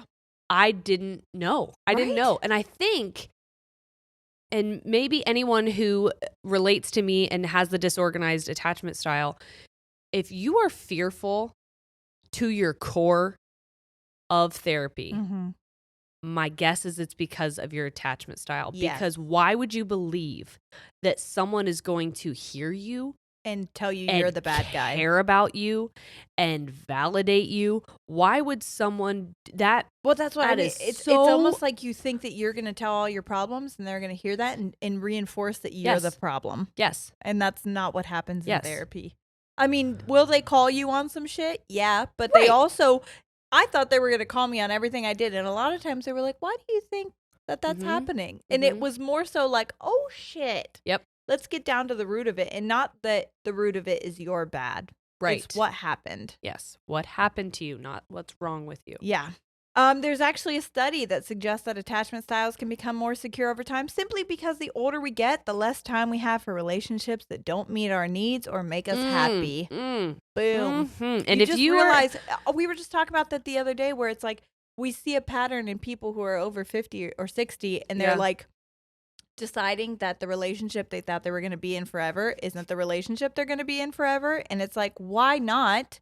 I had an old boss that this was happening to, and it was almost like they were just so I remember her saying to me, I don't know if I have a lot more time left, so why the fuck would I want to spend it like this? Yes. And it was such like it was sad that she thought that she had to, because it was her high school sweetheart. Yep. That she was with. It normally is. And it's like, she was finally done. Her children were old enough. She had grandchildren, but at the time she was like, why would I want this to be? It's so sad when I think about it, because it's your life. Yeah. You've been living your life for someone else for so long. And no one asked you to do that. No. You thought you had to, but that's not true. That's a lie that you were told and then continued to tell yourself. Mm-hmm. And anyone, it makes me so sad when I hear people being like, well, I mean, I've already put this much time in. It is what it is. That's that fucking, what's that time thing that we talked about? It's sunk time cost. It's a fallacy. But all I hear is that you're a zombie. Yeah. You are are going through the motions. You're dead. And I've been that. I have been survival mode. I'm just going through the motions. As long as I get another day under my belt, I'm good. And it's like, you're living to survive. You're not living to thrive. And you deserve to live to thrive. Because life is fucking beautiful, and you get one shot at it. So why the fuck wouldn't you want to make it the best that you can make it? Yeah. You don't have to stay stuck in the fucking, with your feet in the mud. Mm-hmm. When you can get out, the road is right there. Like, get to the road. Yeah. Start running. Get to the chopper. Choosing to take an active role in changing your style is often what helps the most. So there's some simple steps here that you can take, but again, this is you having to do the work. I would also like to say, sorry, I just imagined you at a different time hearing you say that about the road, and know that you would be like, fuck you. Okay. Do you know how hard it is? Well, that's what I mean. Stand. Sometimes that mud is fucking sticky. Yeah. But if you're feeling that feeling, I want you to look at me, because I was that person. Mm-hmm. And I never want people to think that I'm like, just fucking do it. Get up and fucking do it. Yeah. No, we're not toxic positivity you. And that's why I brought it up, because you 4 years ago would have been like, it's not that easy. But I also know me 4 years ago was looking for an excuse to stay comfortable because it was easy. That's just what it is. Mm-hmm. Because it was hard. It was fucking hard to do the work on myself. It was the hardest thing I've ever done. When you've never experienced something like what we're experiencing now, and I don't mean like financial independence and a fulfilling job, but like healthy relationships, like just happiness. Yeah, yes, just happiness. Just not hating waking up in the morning. Mm-hmm. When you've never experienced that, it feels impossible, and so it's like you think that even if you do get out of the mud and you step on the road, it's just gonna turn into mud. That like it mud follows me wherever the fuck I go. Yes, you're like, there is no getting out of this. It's not true, and that's what I want people to know. I never want people to think I'm being a toxic positivity, but I also don't want people to think that they are stuck living one certain way, or to use it as like, well, this is just the way it is. Because that's what I used to do. I used to be like, I'm gonna be depressed my whole life. I'm gonna be sad my whole life, and you will if that's your mindset. But like you are in control. If you have clinical depression, you're gonna have it. But you don't have to be a victim of it. That's it. You're in control. And that's it. It's scary, but it's also when I found out I was in control, I was like, that's terrifying. That's a lot of decisions to make. But it was also so empowering to be like, I get to change this. These people made this my life up to this point, but now it's my job. Yes. I get the power. I'm in control. And that's awesome. Mm-hmm. Okay. I'm so sorry. So here we go. Here's what you can do. Number 1 is identifying your attachment style. So if you want to take that quiz, you can go ahead and take that quiz. Knowing is power, but also don't let that be your excuse. Mm-hmm. It is powerful, because then you can create a sense of self-awareness on your attachment type, and then you can gain a clear starting point on your journey to getting a secure style. So one of the best ways to do this with the support of a mental health professional, obviously, if you don't have that, then here's what you can do. You can learn from others. So anybody who you think might have a secure relationship style at all, if you learn with them, platonic friend, a romantic partner, anything, like I said, there is a lot that like hanging out with certain people made me, it's weird, but they say like things like if who you surround yourself with. if you surround yourself with people that you're like, God damn, you're fucking awesome, it makes you want to be that. Like, it makes you want to strive to be better. Yes. You can also create an intentional connection with those who you perceive as having a secure attachment, and therefore, like, just like I said with the me and Corey thing, it gets you on a deeper level. Therefore, it can provide you with a trusting space where you can freely and safely experience a secure bond, even if it's through a platonic friendship. And then again, you can realize, hey, life doesn't actually have to be where one of us has like a hold or a control over the other. Well, and I also think that it's important to remember too that, hold on, repeat the sentence that you said.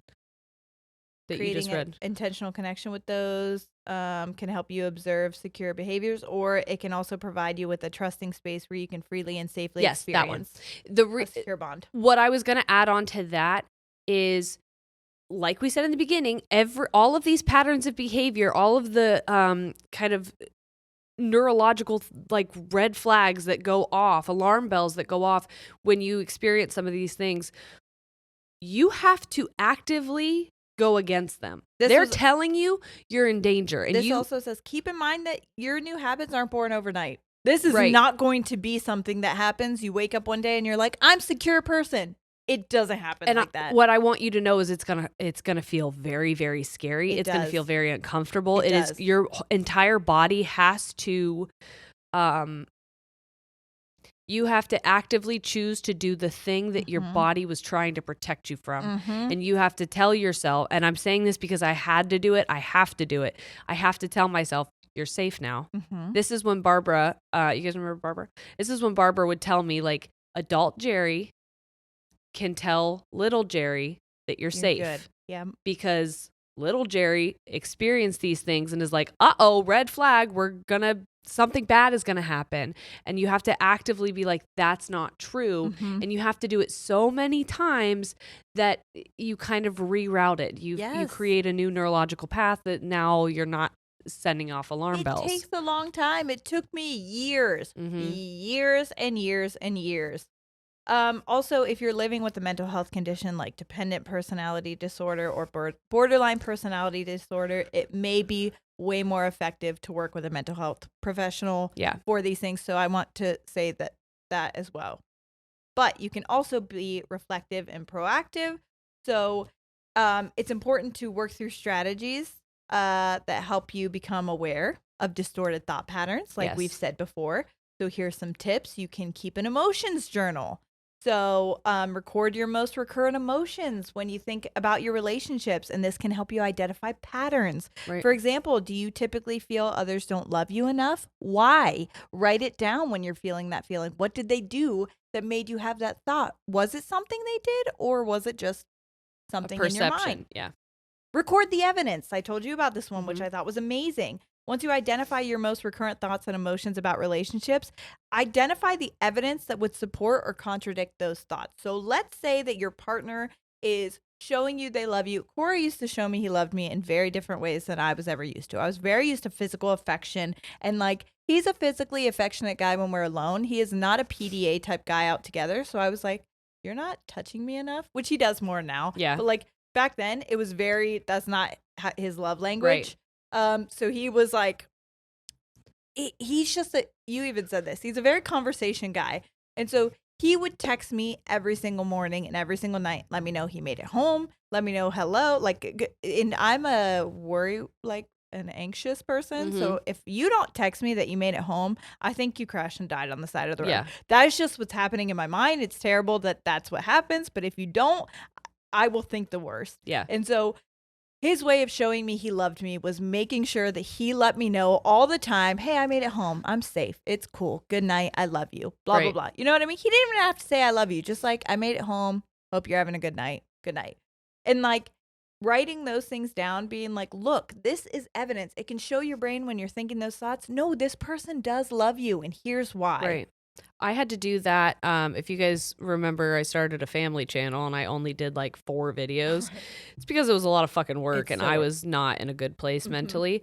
But the reason I'm so grateful that I even had those videos is because I thought that I was such a failure as a mom and as a partner and as just like, I don't know, a caregiver, that I had to physically watch videos of myself interacting with my children. Yes, to be like, look at what I was doing though. Because you feel like constantly, we've talked about this, when you look back on your memories, you will always distort them. Yeah, you see it through a filter, and who helped you create that filter? Yeah. Yes. Or maybe I did more than I thought I did. And so it's nice to have video evidence of that. The other thing is pushing the pause button. So,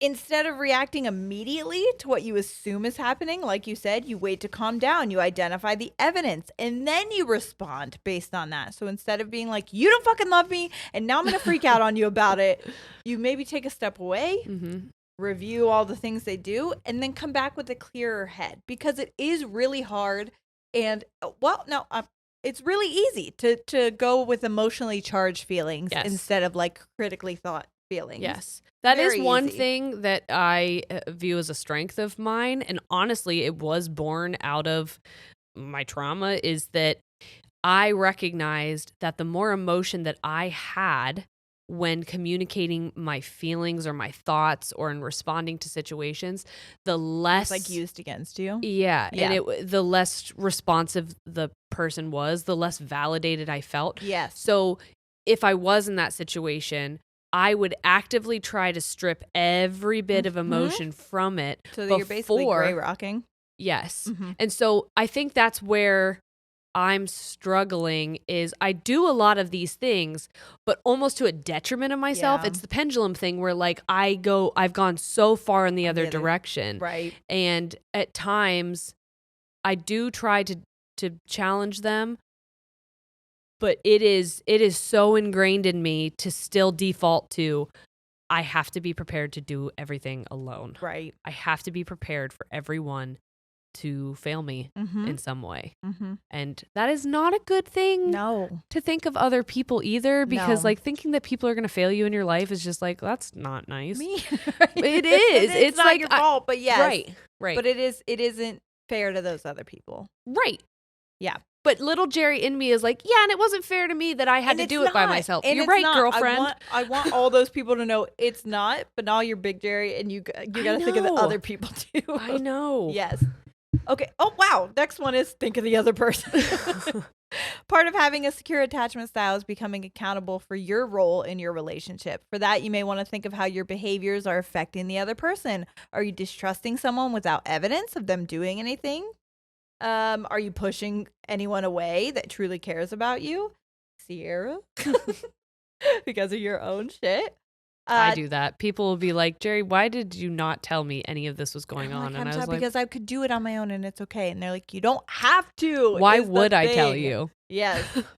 Assess your choices. Relationships happen between two people. As important as it is to become accountable for your part, it may also be a good idea to look at the bond objectively. Are you perhaps choosing partners that reinforce an insecure attachment? Yeah. That's very important, because as much as we want to say, like, you can work on yourself, if you're with someone who refuses to work on their self, it's not going to work. Well, and that's the point where you just have to like sometimes I feel like if you're not ready to work on yourself, you can seek out relationships that validate the reason that you feel that way, to be like, I'm not wrong. People just make me feel this way. Yes. No. You're seeking out relationships that reinforce that, because challenging it feels harder and scarier. Yeah. And if you're me 6 years ago, it's not your job to fix anybody. You don't need to put that work in, and they're not going to appreciate it anyways. So like, and if you're me 3 days from now, you're allowed to ask for help. Yes. And you're allowed to count on other people. And other people do give a shit what's happening in your life. Like, you're allowed to tell them when you're feeling things. 100%. They want you to. Oh my God. The next one is communicate openly. You are nailing this. I know what to do. It's just, I know. Mind, body. Yeah. Expressing how you feel in a clear way can help your partner recognize your needs and respond to them.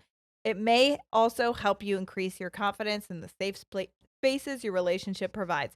Again, but this all works if you're with people who are willing to work on themselves as much as they're willing to work with you. Right, because if people are fucking gaslighting you, then that's going to be pretty tough to challenge those messages. If they just think like we said earlier, this is who I am. I had a boss also whose partner used to say all the time, yeah, that's just who she is. Yeah, you got to deal with her. That's who she is. Yeah, we all know that's how she deals with things. And it's like, but how she deals with things is abusive and mean and toxic to other people. And I don't have to put up with that. So guess what? You can fucking do that all you want. I don't have to deal with you then. I don't have to ever fucking talk to you again. I don't have to work for you. I don't have to do shit with you. Right.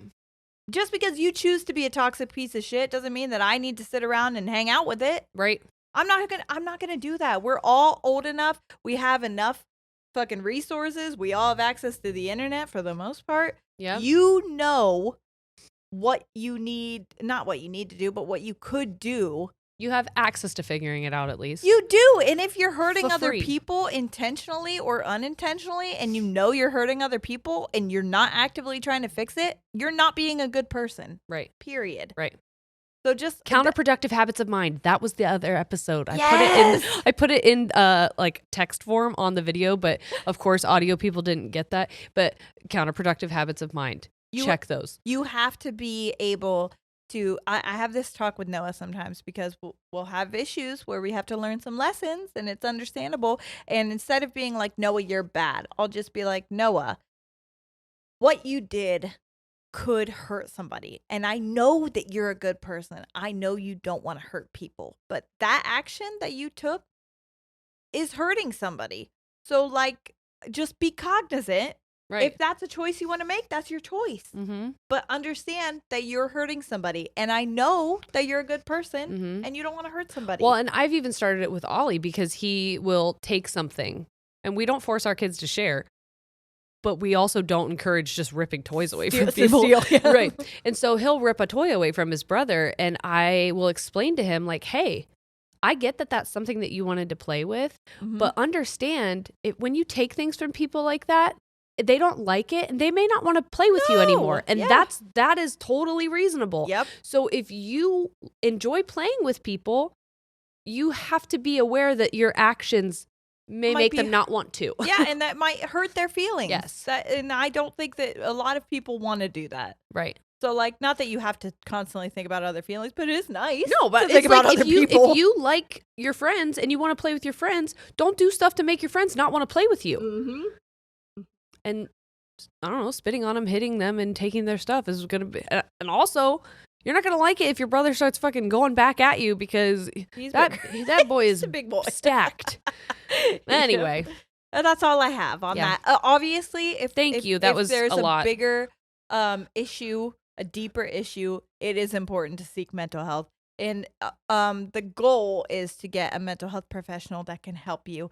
We know that's not always accessible, so that's why we give you alternatives. Yeah. But if this feels like something that is completely out of your control or too much for you to take on your own, you don't have to. So that's the biggest thing that I want to tell you is that you can ask for help. Yeah.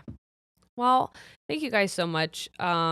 Please keep this conversation going in all of the different places. I loved how engaged everyone was after Sundown Towns. That was beautiful. I love when we're able to come together. This is the part of our community that makes our community so special to me. So thanks guys for hanging out. We love you so much. We do.